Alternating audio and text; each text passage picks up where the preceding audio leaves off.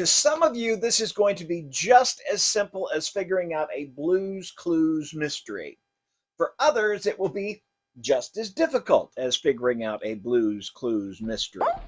I don't know why people think absolute secrets exist in the Teen Wolf universe. They don't.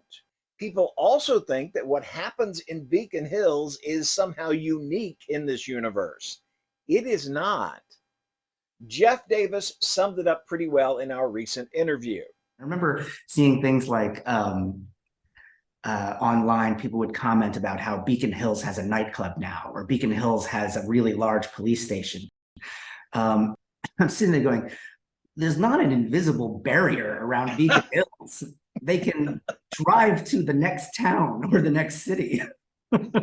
Not to mention Northern California does kind of sprawl like that. I mean, there is a bit of sprawl like between Redding and those towns up there. So It's not that surprising. Yeah.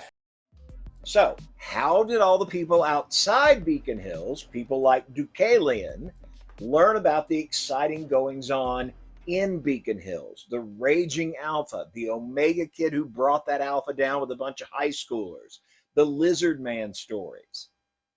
Gossip is the easy answer, but since some people just won't accept an easy answer, I've used my imagination to track one particular story and how it spread not only through this region of California, but even to another country. Here's how the story of the new Hale Alpha spread all over through just a handful of people.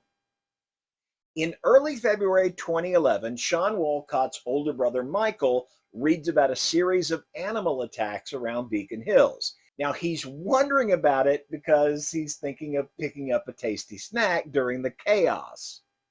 Yes, they have plenty of humans in the house already for food, but sometimes you just really need to hunt and catch a meal to feel satisfied.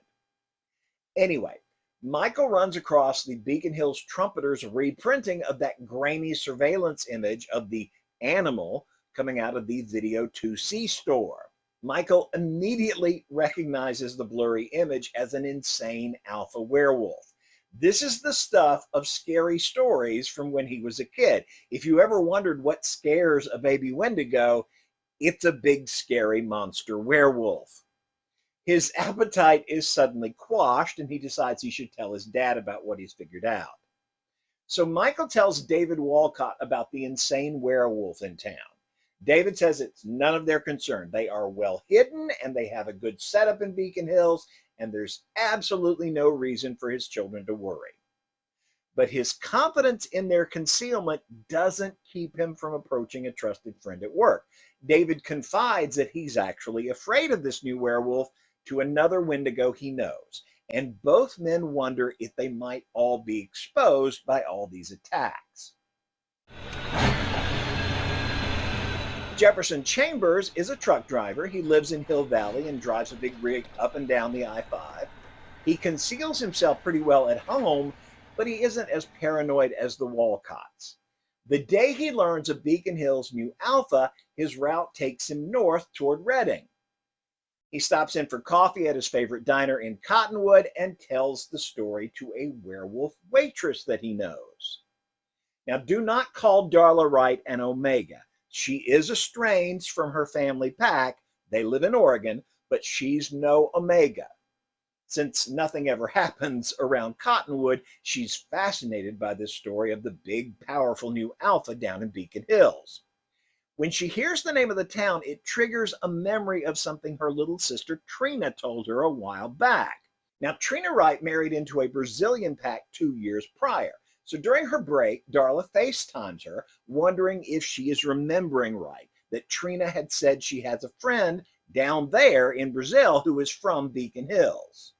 Trina's eyes go wide at the mention of the town and the wild alpha, and she immediately hangs up to call her friend Cora. Now, this pair met during Carnival in 2010 and hit it off immediately. In addition of their shared supernatural situation, Trina and Cora bonded over their love of the telenovela Tres Irmãos. Trina is the only person Cora has told about what happened to her family back in Beacon Hills in 2005. Trina's story about the new alpha leaves her stunned.